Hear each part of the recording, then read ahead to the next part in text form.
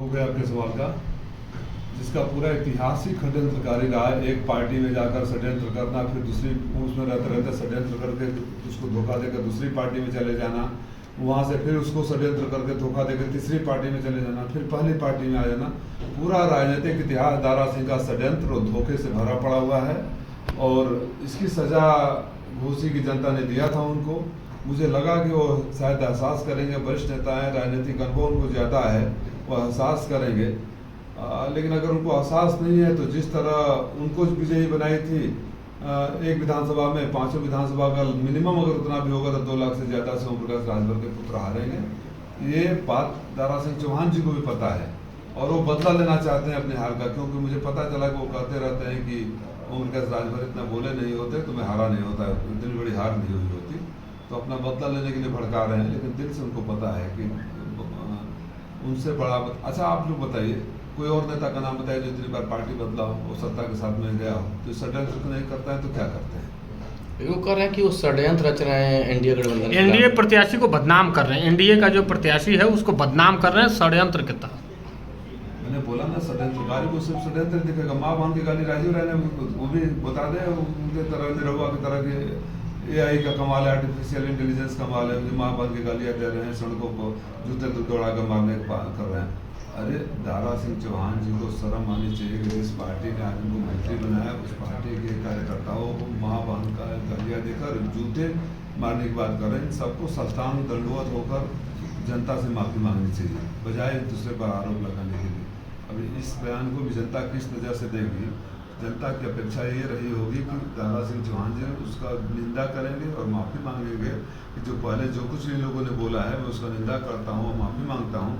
उसके बजाय वो मेरे को षड्यंत्रकारी बताने लगे, जिसका इतिहास ही पूरा षड्यंत्र से भरकर पार्टियों को धोखा देना और राज करना है। क्या लगता है कि दारा सिंह चौहान जिस तरीके से आपके खिलाफ प्रचार कर रहे हैं, बात दे रहे हैं, प्रभावकारी होंगे? मंत्री हैं। देखिए, मैं तो जब हमारी पार्टी में थे तो उनके साथ रहकर प्रचार किया, मजबूती से प्रचार किया। मैं पार्टी का आदमी हूँ, मैं कहीं छोड़ कर गया नहीं। और ऐसे लोग जितना मेरे खिलाफ प्रचार करेंगे उतना ही मेरा वोट बढ़ेगा। जो जनता से नकारे जा चुके हैं, खारिज किया जा चुके हैं, उनका मेरे खिलाफ प्रचार का क्या मतलब होता है?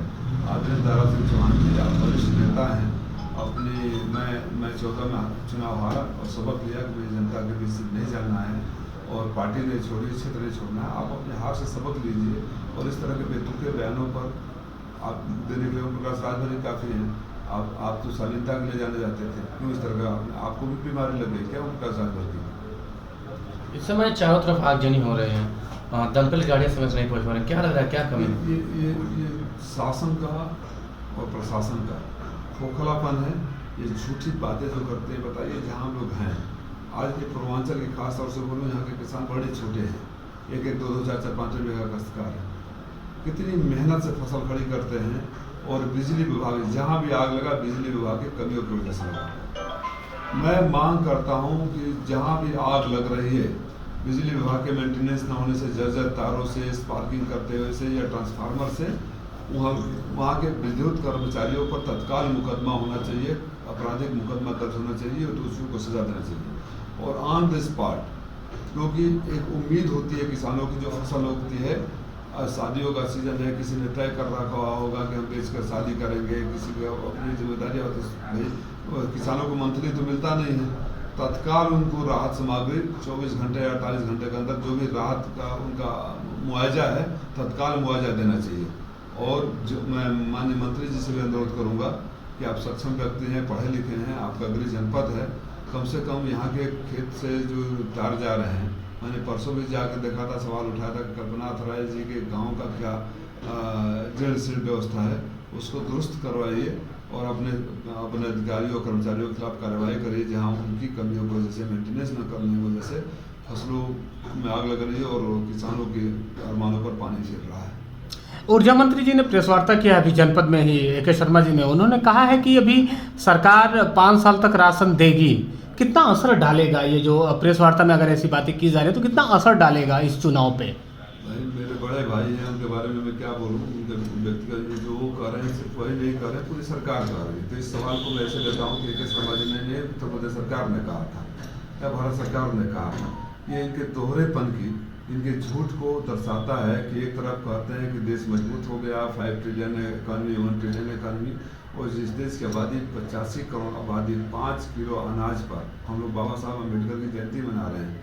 बाबा साहब ने भी नहीं सोचा होगा कि 77 साल बाद तक और इनके शासन के 10 साल बाद तक और 6 साल अटल बिहारी वाजपेयी का भी रहा है, मान लीजिए सारे बातों को आप सबको खारिज करते हैं, उनको मान भी लिया जाए, तो आपके शासन में देश की 85 करोड़ आबादी 5 किलो राशन पर, और राशन कितना 30-35 रुपये का, क्योंकि 2 रुपये के जी राशन तो कांग्रेस के जमाने से मिलता आ रहा है। उस पर साहब का फोटो कितने का है और गैस का सिलेंडर कितने का कर दिया आपने।